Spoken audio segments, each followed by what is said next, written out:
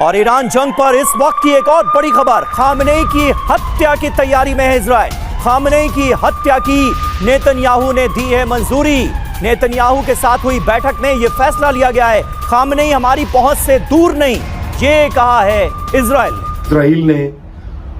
Iran को तो उड़ा के रख दिया और उनका आर्मी चीफ ही पहले हल्ले में उन्होंने उड़ा दिया, उसके बाद न्यूक्लियर साइंटिस्ट उनके उड़ा दिए। इसराइल ने जिस तरह से ठुड्डे मारे, चपेटे मारी हैं, जलील किया है इनको, हुए चले जा रहे हैं। इनके पास बासिवाय जवाब के कि ये कर देंगे तो वो कर देंगे, लाल झंडा लहरा दिया, आज फलाना मुक्का लहरा दिया, अब इसराइल पे हम ये कर देंगे। इनके पास यही करने के अलावा होता कुछ नहीं है। जिस तरह आपने बजा फरमाया कि बिल्कुल ये रिकॉर्ड का हिस्सा है कि इजरायली जो प्राइम मिनिस्टर हैं नेतन्याहू, उन्होंने बिल्कुल पाकिस्तान का भी नाम लिया, हालांकि हम उस मुल्क को तस्लीम नहीं करते, हमारा ना कोई लेना है ना कोई देना है, लेकिन बावजूद इसके कि उन्होंने इन तमाम ममालिक में पाकिस्तान का भी नाम लिया। लेकिन ये अफसोसनाक बात है कि जब भारत हमारे साथ जंग का ख्वाहिश था, रखता था ख्वाहिश, और जंग करने की उसने कोशिश की और जंग हुई, तो जाहिर बात है उस वक़्त ईरान ने जो है इतना दो टोक मौक़िफ़ इख्तियार नहीं किया था कि ये पाकिस्तान दुश्मनी जो है या हिंदुस्तान दोस्ती जो है ये आपके गले यहाँ पड़ी, वरना इजराइल के ड्रोन्स इतना आपको इफेक्टिवली नहीं हिट कर सकते थे। तो अब आप देखें कि ईरान को जब हम हमेशा से ये बात बताते थे कि तुम इस खित्ते में अमन के लिए ज़रूरी है कि अपने अंदर, अपने मुल्क के अंदर जो दहशतगर्द कैंप्स हैं उनको ख़त्म कर दो, हिंदुस्तान को वहां पे कदम मत जमाने दो, रॉ को वहां पे कदम मत जमाने दो। हमने तो कुल बेगैरत ये इतने हैं कि मैं आपको पहले भी ये वाकया बता चुका हूं कि एक ईरानी नजाद खातून जो ब्रिटिश हो गई और यहाँ पे उसने अंग्रेज एक आदमी से शादी की, उसका शौहर अंग्रेज था, वो अपने मुल्क वापस गई तो अथॉरिटी यही मुल्लाओं की आमरियत उसको पकड़ के रख लिया, कैद कर लिया, और कई वो शौहर जो था उसका गोरा यहाँ पे, वो बेचारा यहाँ पार्लियामेंट पे जाके लंदन के में अपना पार्लियामेंट के सामने जाके वो एहतजाज करता रहा, अपनी हुकूमत से डिमांड करता रहा कि मेरी बीवी को छुड़ा के लाओ ईरान से। और उसके बाद फॉरेन ऑफिस ने फाइनली उसको इंटरवेंशन करनी पड़ी और ईरानियों से डील किया। और इन्हीं ईरानी मुल्लाओं ने, ये जो अपने आप को बड़ा गैरतमंद कहते हैं, इनकी बेटी थी ना वो ईरानी लड़की, तो ईरानी थी, इनकी बेटी हुई कौम की,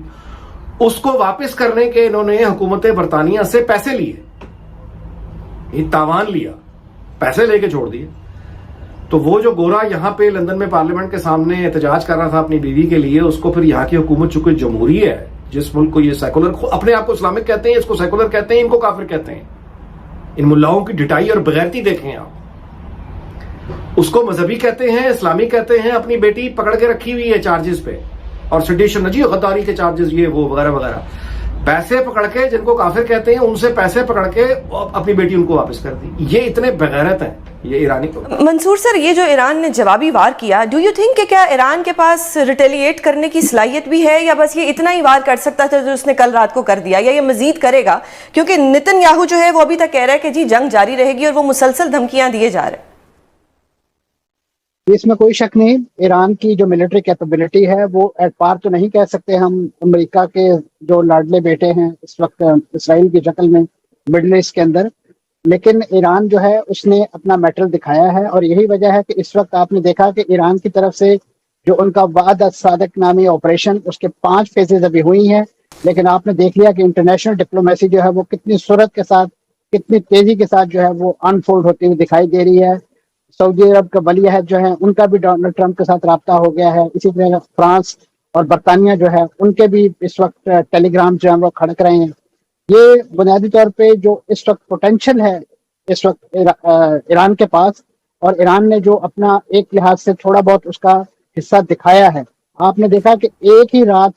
जो इसराइलियों को अपने बंकरों में गुजारनी पड़ी है, तो उसके बाद से सारी दुनिया जो है उनके गम में घुली जा रही है और उनके तस्वीर और किस नौयत की चीजें पेश करके उनको बड़ा मजलूम शो किया जा रहा है। लेकिन इसके साथ साथ किसी को गजा में खाने यूनुस के अलमिया नजर नहीं आ रहा, जहाँ पे इंटरनेट, बिजली, हर चीज जो है पिछले 2 दिनों से बंद है, और वहाँ पे एक इसी नौयत का जो मैं समझता हूँ जुल्म का बाजार गर्म है जो पिछले 20 माह से। तो अब कम से कम दुनिया को ये तो पता चला है कि इस नौयत की जंग जो है, जिसमें बहुत बड़े मिसाइल और खासतौर पे लीथल वेपन इस्तेमाल होते हैं, उसके कितनी हैवी टोल आम लोगों को अदा करनी पड़ती है, चाहे वो इसराइली अवाम हो या किसी दूसरे मुल्क के अवाम हो। लेकिन इसको हैविंग सेड दिस, इस बात को मैं समझता हूँ जो ईरान जो है वो इस जंग को लंबा भी खींच सकता है, इस लिहाज से कि जब तक और इस वक्त ईरान की पूरी स्ट्रेटेजी है कि ईरान भी इस वक्त जंगबंदी के हवाले से कोई मुज़ाकरात नहीं कर। अभी आज जो कल मुज़ाकरात होने थे इसी जौहरी तवानाई के जौहरी इशू के हवाले से अमेरिका के साथ, उनके वेटकोव के साथ, तो वो तो अब जाहिर है अब मुअत्तल कर दिए गए हैं इंडेफिनिट पीरियड के लिए। इस वक्त ईरान चाहता है कि वो अपना जो भी पोटेंशियल है वो एक बार प्रूव करे, क्योंकि आप जानते हैं कि जितनी भी जंगें हैं वो लड़ी तो मैदान में जाती हैं, लेकिन उसका जो फाइनल सेटलमेंट है वो किसी न किसी निगोशिएशन टेबल पर ही होता है। दुरुस्त। तो ईरान चाहता है कि अगर इस जौहरी तवानाई के मामले को टेबल पर ही हल करना है तो ईरान अपना पूरा पोटेंशियल शो करे और एक मजबूत पोजीशन के साथ एक कमजोर मुल्क के तौर पे वहां मत बैठे कि जिसको अमेरिका या इसराइल जो है दिगर दुनिया के साथ मिलकर बुली कर सके। उन्हें भी पता हो कि ईरान के पास भी इस नौयत के हथियार, इस नौयत का जिसे कहना चाहिए अज़्म और इरादा, और ख़ास तौर पे ईरानी अवाम का जो इस वक्त रैली करना है अपने इस लीडरशिप के इन डिसीजन के हवाले से, और एक ऐसे मौके पे कि आपने देखा कि इन वन गो इसराइल ने टॉप लीडरशिप के आप कह लीजिए 1 दर्जन से ज्यादा जो जनरल्स हैं वो असैसिनेट कर दिए। नमस्कार दोस्तों, स्वागत है आप लोग का द हिंदुस्तान के एक और नए वीडियो में। दोस्तों, जैसा कि आप लोग जानते हैं कि इजराइल लगातार एक एक करके सभी साइंटिस्ट और ईरान के सभी बड़े कमांडर को मार रहा है, और ये हत्या जो है वो बहुत सालों से जो है वो जारी हुआ है। लेकिन अब जो वहाँ के सुप्रीम लीडर है उनके मारे जाने की बात चल रही है कि जो नेतन्याहू हैं इजराइल के राष्ट्रपति, उन्होंने डेथ वारंट जो है वो वहाँ पे साइन कर दिया। जब से ये न्यूज़ सामने आई तब से तो ईरान में पूरी तरीके से हड़कंप मचा हो, क्योंकि अमेरिका और इजराइल यही चाहते हैं कि वहाँ की जो अभी की गवर्नमेंट है उसको कैसे भी करके हटाया जाए, क्योंकि अगर उस गवर्नमेंट को हटाकर अपने फ़ायदे में जो गवर्नमेंट है उसको अगर लाया जाएगा तो जो परमाणु बम की जो चीज़ें जो है वो ईरान में चल रही है उसको हम रोक सकते हैं। और अगर एक बार इसको रोक देंगे तो फिर हम बहुत दिनों तक जो है हम बहुत मतलब जल्दी जो है वो इसको पूरी तरीके से ख़त्म भी कर सकते हैं। और इसीलिए लगातार सभी बड़े बड़े साइंटिस्ट से लेकर सभी बड़े बड़े कमांडर तक को जो है वो जो इजराइल है वो ईरान में ही मार रहा है। और अब खबर ये आ रही है कि जो वहाँ के सुप्रीम लीडर हैं उनके मारे जाने की बात आ रही है कि उनको भी मारने का प्लान जो है वो मोसाद बना रहा है। और इस पे जो डेथ वारंट है वो खुद इजराइल के राष्ट्रपति नेतन्याहू जो है वो उन्होंने जो है वो यहाँ पे साइन किया है। और जब से ये खबर आई है तब से मुस्लिम वर्ल्ड में बहुत ज़्यादा हड़कंप मच गया, क्योंकि मुस्लिम दुनिया ये बात बहुत अच्छे से जानती है कि इजराइल मुस्लिम दुनिया के लिए चीज़ क्या है। अभी अगर आप सऊदी अरब को देखें तो सऊदी अरब ने भी जो है वो कहीं न कहीं धीरे धीरे जो है वो ईरान की तरफ जो है वो अग्रसर होना स्टार्ट हो चुका है, क्योंकि सऊदी अरब भी जानता है कि ईरान के ख़त्म होने के बाद सीधा हमला जो है वो पाकिस्तान और जो सऊदी अरब है यही 2-3 कंट्रीज हैं। क्योंकि और अगर आप देखें सोमालिया देखें और या फिर ऐसे बहुत सारे कंट्री जो कि एक टाइम पे ऐसा लग रहा था कि वो आने वाले दिनों में बड़े कंट्री बन सकते थे, मुस्लिम जो भी कंट्री थे वो सब एक एक करके जो है वो उनको पूरी तरीके से अमेरिका और इजराइल ने मिलकर ख़त्म कर दिया। वहाँ पर जंग चल रहा है, वहाँ पर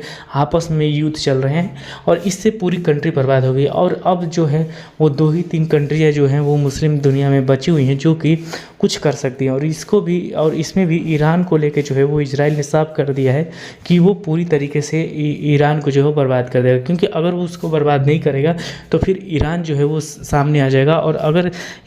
ईरान ने एक बार परमाणु बम का सफल परीक्षण कर लिया तो फिर इजराइल को कोई नहीं बचा सकता। और इसीलिए इजराइल में भी काफ़ी ज़्यादा इसके ऊपर बातें हो रही हैं और लगातार टॉप कमांडर से लेकर नेता या फिर वहाँ के साइंटिस्ट को मारा जा रहा है। तो दोस्तों सच में इतना ही वीडियो को लाइक और चैनल द हिंदुस्तान को सब्सक्राइब करें, क्योंकि हम अपने इंटरेस्टिंग वीडियो लाते रहते हैं। मिलेंगे इस वीडियो से, तब तक देखते हैं द हिंदुस्तान।